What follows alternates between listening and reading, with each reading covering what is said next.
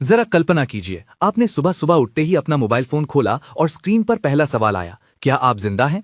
और अब आपको एक बटन दबाकर अपने जिंदा होने का सबूत अपने मोबाइल फोन को देना है। आपको यह सुनकर शायद अजीब लगेगा, शायद डर भी हर लगे, दिन लेकिन यही चीन कर में अब रहे हैं। हजारों लाखों चीन लोग में हर इसी दिन तरह यही का कर रहे एक हैं। मोबाइल ऐप चीन में इसी वहाँ के तरह का एक युवाओं मोबाइल ऐप और वहां के अकेलेपन युवाओं से और संघर्ष कर रहे अकेलेपन से लोगों के संघर्ष बीच कर रहे लोगों बहुत के बीच लोकप्रिय बहुत हो रहा लोकप्रिय है। हो रहा है। और इस ऐप ऐप का नाम है आर यू डेड। आपने नाम बिल्कुल सही सुना, इसका नाम है आर यू डेड और ये चीन में सबसे ज्यादा डाउनलोड किए जाने वाला ऐप बन गया है। ये ऐप हर 48 घंटे में अपने यूजर को एक नोटिफिकेशन भेजता है और पूछता है कि क्या वो जिंदा है या नहीं, जिसके बाद यूजर को इस ऐप में जाकर एक बटन दबाना होता है और ये बताना होता है कि वो जिंदा है।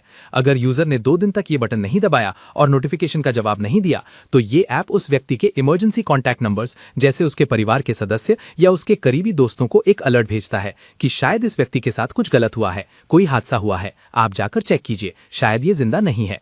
इस ऐप को पिछले साल मई में एक बहुत ही साधारण तरीके से बिना किसी खास मार्केटिंग के लॉन्च किया गया था। इसकी मार्केटिंग पर कोई ज्यादा पैसा भी खर्च नहीं किया गया, लेकिन सिर्फ 9 महीने के अंदर इस ऐप को इस्तेमाल करने वालों की संख्या लगभग 800 गुना बढ़ गई है।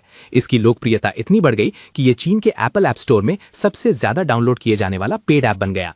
इस ऐप के लिए हर यूजर को सिर्फ एक बार मतलब वन टाइम 8 युआन यानी 13 रुपए के आसपास पैसा देना होता है। इस ऐप की लोकप्रियता ये बताती है कि चीन में अकेलेपन का डर कैसे अब एक बड़ा कारोबार बन चुका है। चीन में अकेले रहने वाले लोगों की संख्या अब बहुत तेजी से बढ़ रही है। वर्ष 2030 तक यानी अब से 4 साल के बाद चीन में अकेले रहने वालों की संख्या 20 करोड़ तक पहुंच जाएगी। इसमें युवा, छात्र और बुजुर्ग भी हैं। तो अगर आपके मोबाइल फोन में नोटिफिकेशंस नहीं बल्कि कोई जिंदा इंसान फोन करके मैसेज करके आपकी खैरियत पूछ रहा है तो समझिए